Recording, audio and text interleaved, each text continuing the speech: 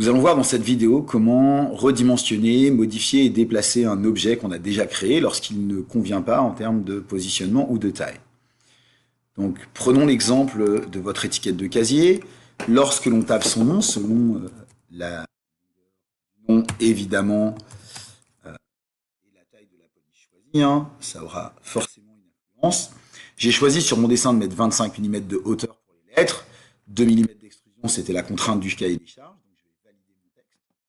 Et vous voyez que j'ai un petit problème avec mon nom, qui est beaucoup trop long pour la plaquette qu'on a dimensionnée à 101 mm. Je vais aller chercher ici, sur l'icône avec la croix. Je vais voir trois outils apparaître. Le premier, c'est Move pour déplacer un objet. Le second, Rotate pour pivoter. Et enfin, le dernier, Scale pour mettre à l'échelle. Je vais cliquer sur celui-là. Et vous voyez en fait apparaître plein de points verts tout autour de votre dessin. Ces points verts permettent d'identifier le moyen que vous utilisez pour redimensionner l'objet. Dans la plupart des cas, on va utiliser les diagonales. Pourquoi? Ici, vous voyez que le coin supérieur droit et le coin inférieur gauche sont en jaune, en rouge, pardon. Et ça me permet de redimensionner dans toutes les directions de manière homogène. Le problème, c'est que là, je ne veux surtout pas changer l'épaisseur. Je sais que les 2 mm sont bons. Je ne veux changer finalement que la largeur de mon texte.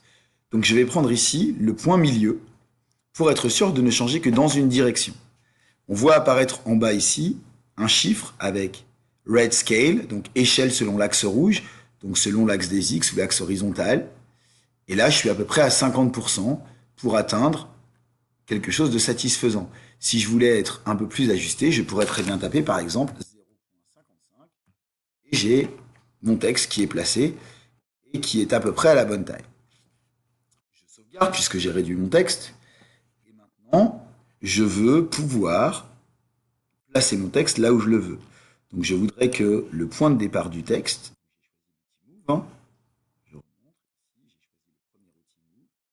et je vais prendre un point comme le bas du S ici, que je vais amener en bas. Voilà, je suis à mon point de départ. Et si vous vous rappelez du dessin que j'avais fait au tableau, je voulais que mon nom soit en travers de l'étiquette. Donc pour ça, je dois le faire tourner. Je vais donc choisir mon point de référence ici. Et vous voyez que le rapporteur qui apparaît, il change de couleur. Il change de couleur en fonction de l'axe sur lequel je tourne. Moi, je veux tourner autour de l'axe bleu. Et pour m'en assurer, je vais appuyer la flèche qui va vers le haut sur mon clavier.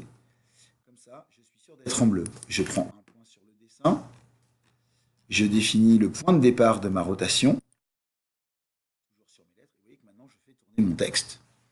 Comme d'habitude en bas ici, j'ai la valeur de l'angle. Donc je vais mettre par exemple 35 degrés. Et voilà, mon texte a tourné et je peux sauvegarder. Vous voyez que si j'avais été plus malin, j'aurais déplacé mon texte en dernier, puisqu'il faut que je le redéplace de nouveau, vu qu'il ne tient pas tout à fait sur la plaque dès le départ. Maintenant c'est bon, mon texte est sur la plaque. J'ai terminé et nous avons vu trois nouveaux outils de SketchUp.